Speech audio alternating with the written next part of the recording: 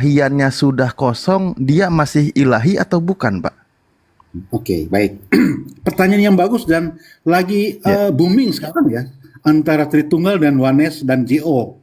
Kalau kemudian teman-teman, ini hanya prolog saja ya kawan, bahwa teman-teman yang ya, lain banyak bilang kamu tuh Oneness, kamu tuh apa JO. Itu kan doktrin ya, ataupun Tritunggal itu kan doktrin manusia. Saya mau jelaskan di sini bahwa ketika orang-orang menjelaskan doktrin atau konsep manusia dimasukkan ke dalam Alkitab untuk mencapai hermeneutikanya, ilmu hermeneutikanya atau tafsiran, artinya apa? Kata-kata itu tidak mampu dipahami, kemudian dia ambil paham dari luar untuk supaya apa yang harus dia mengerti dalam Alkitab itu bisa dia nalar sendiri. Artinya sesuatu paham dari luar dimasukkan ke dalam Alkitab supaya orang-orang itu pada saat ini mengerti bahwa oh maksudnya begini. Alkitab menjelaskan bahwa tubuh, jiwa dan roh kami adalah tiga, kami dan sebagainya itu merujuk kepada entitas yang lain. Nah, saya ini ya tidak membawa doktrin itu kawan. Seperti Bang Suma pernah tadi sebut juga Tritunggal begini, saya tidak sampai di sana. Artinya begini, saya tidak membawa doktrin di sini. Saya kembali kepada Alkitab. Apa kata Alkitab? Nah, jadi begini, ketika dia mengosongkan dirinya di sini ya, Allah itu yang adalah roh itu yang datang sebagai manusia, dia adalah benar-benar Allah. Kenapa? Kalau kemudian dia jadi manusia, di Alkitab itu mengatakan bahwa semua manusia sudah berbuat dosa dan sudah kehilangan kemuliaan. Roma 6 ayat 23 atau 3:23 ya. Begitu. Jadi ada dalilnya bahwa kalau kemudian konsekuensinya Yesus jadi manusia, benar-benar jadi manusia seutuhnya, ya kan? Bahwa dia kehilangan kemuliaan, dia bukan Bapa lagi, bukan Allah lagi, tapi roh di dalam Yesus itu berkuasa atas dirinya. Jadi dia tetap Allah, cuman dia pada suatu saat dia mengosongkan, merendahkan dirinya, tapi dia tetap Allah itu sendiri. Bisa dipahami sampai di sana? Oke, mungkin Ih, mungkin saya hanya sulit. menjelaskan seperti itu Siap, akan sulit siap. pahami, akan sulit. Tapi begini bang, Sulit memang. begini, Iya. begini. Dasarnya kenapa saya harus ngomong begitu? Karena ada konsekuensi logisnya. Kalau dia datang sebagai manusia, manusia yang berbuat dosa, dia hanya menanggung dosa, bukan berbuat dosa, kawan. Dia hanya menanggung dosa. Begini, ketika dia itu kembali kepada Bapa, dia bangkit itu dengan tubuh kemuliaannya itu, berarti dia berkuasa atas dirinya. Sementara kodrat manusia, dia mati. Kalau kita mati, pada saatnya kita mati, tubuh-tubuh sel-sel dalam tubuh kita akan mati. Itu Bukan, Pak. yang Sebelum ke sana, jadi intinya ketika sudah kosong, apakah masih ada isinya, Pak?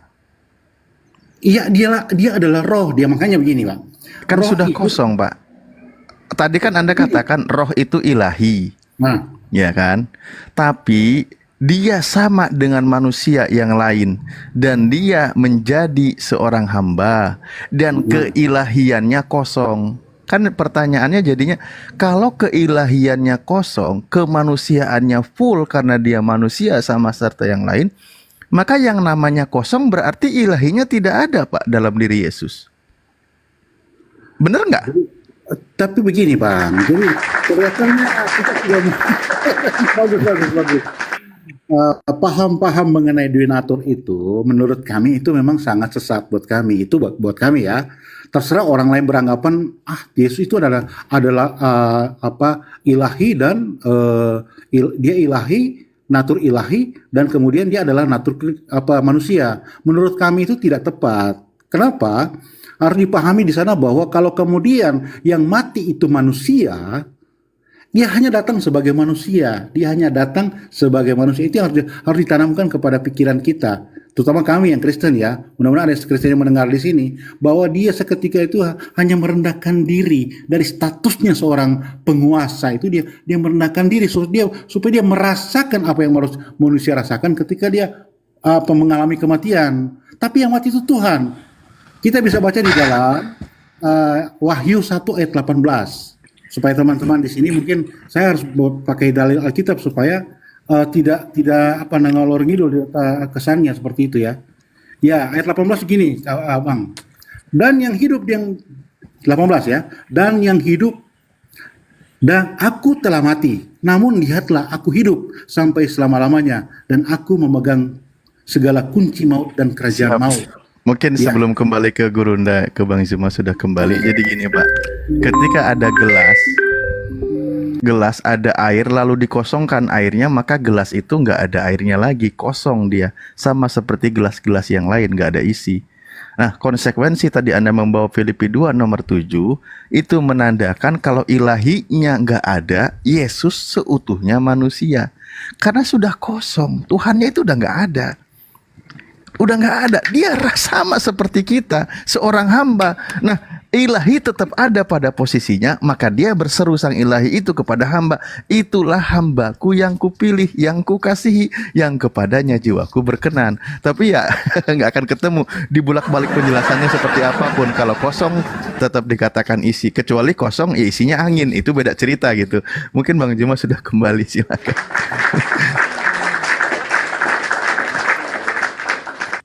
Ya, saya ambil data dulu ya teman-teman di dalam 1 Timotius 6 nomor 6 terkait dengan hakikat Tuhan nih, yang berbicara tentang hakikat Tuhan. Dialah satu-satunya yang tidak dapat didekati atau tidak dapat mati. Dialah satu-satunya yang tidak dapat mati. Dalam bahasa Yunani Athanasia. Siapa dia yang tidak dapat mati ini? Yesus kah? Bang Will. Dialah satu-satunya yang tidak dapat mati, bersemayam dalam terang yang tak terhampiri. Seorang pun tidak pernah melihat dia, dan memang manusia tidak dapat melihat dia. Baginya lah hormat dan kuasa yang kekal. Amin. Ini siapa ini Bang? Ya, sang penguasa itu, Elohim itu. Bukan Yesus kan? Elohim ya Yesus. Lah, Yesus dapat mati. Nah, dalam kemanusiaannya dia mati. Maka dari itulah dia Yesus bukan ilahi. Karena Yesus dapat mati, sementara yang diceritakan ini tidak dapat mati. Ada kronologinya Bang Suma. Apapun itu, yang namanya Tuhan, dialah yang menghidupkan, dialah yang mematikan. Yang dimatikan dan yang dihidupkan itu makhluk. Lanjutannya, tidak seorang pun yang pernah melihat dia. Yesus?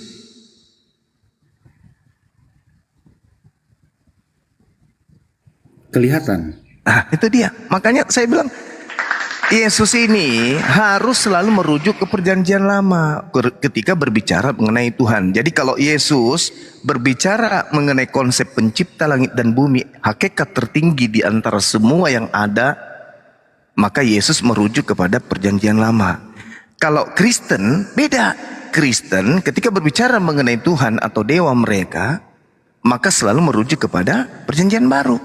Sehingga timpang antara ajaran Yesus dan ajaran Kristen.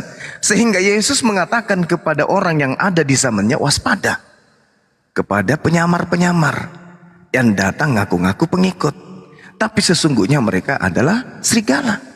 Ini yang dimaksud Bang. Ini yang dimaksud. Jadi kalau saudara saya ini mengatakan Yesus adalah Tuhan itu sendiri, dia adalah ini, tidak, sama sekali tidak. Yesus tidak mengizinkan itu untuk dikatakan. Kemudian dalil dalam Bible sendiri yang membantah itu. Dialah satu-satunya yang tidak dapat mati. Yesus dapat mati. Bersemayam dalam terang yang tak terhampiri. Yesus terhampiri. Seorang pun tidak pernah melihat dia. Yesus bukan hanya dilihat, bahkan dibunuh. Dan memang manusia tidak dapat melihat dia. Siapa bilang Yesus bisa dilihat, bahkan dilahirkan, diceboin, dimandiin, ditetein. Baginya lah hormat dan kuasa yang kekal. Bagaimana dia mau kuasa? Wong menahan rasa lapar tak bisa, rasa ngantuk tak bisa. Bagaimana dia maha kuasa? Dan dia adalah makhluk. Inilah pentingnya kita berakal untuk memisahkan antara hak dan yang batil, antara khalik dan makhluk. Khalik tidak, pencipta tidak akan pernah menjadi ciptaan. Ciptaan tidak akan pernah menjadi pencipta. Yang terjadi di Kristen ini adalah Kristen menciptakan Tuhannya sendiri. Tuhan itu pencipta, tapi saudara Kristen tidak mau kalah. Tuhan menciptakan sembahan sendiri berupa manusia dengan pola akal-akalan. Dialah menjadi ini. Habis itu yang teman-teman Kristen ambil data-data comot dari Perjanjian Baru untuk menguatkan sembahan orang Roma. Jadi ketika kemudian saudara-saudara Kristen saya di Nusantara ini mencoba untuk mendudukkan anak Maria menjadi Tuhan, ini sama dengan sedang membantu agama Romawi untuk dibenarkan. Tapi umat Islam kemudian membantah itu. Dengan demikian umat Islam ingin mendudukkan Tuhannya Yahudi pada porsi yang sesungguhnya. Ini yang perlu disadari, benar-benar harus disadari bahwa Kristen ada di hari ini itu berasal dari Roma. Roma sebelum mereka menjadi Kristen adalah agama pagan, di mana mereka secara turun-temurun nenek moyang mereka secara budaya, kepercayaan mereka adalah dewa nuzul menjelma inkarnasi teofani menjadi manusia. Bahkan ada yang menjadi hewan. Nah, apa ending dari kepercayaan mereka? Mereka percaya kepada roh-roh.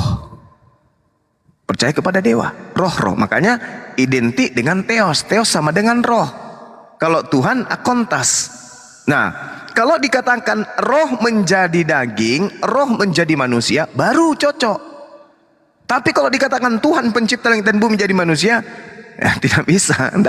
Tidak ada akal sehat yang bisa menerima itu. Olehnya itu, Yesus bisa lolos kalau Yesus tidak dapat mati. Dalam arti kata duduk di 1 Timotius 6 nomor 6. Ini adalah syarat yang paling rendah yang harus Yesus lalui dulu, dan ternyata Yesus tidak bisa lolos di sini. 1 Timotius 6 nomor 16. Dialah satu-satunya yang tidak dapat mati, Atanasia, bersemayam dalam terang yang tak terhampiri, seorang pun tak pernah melihat dia.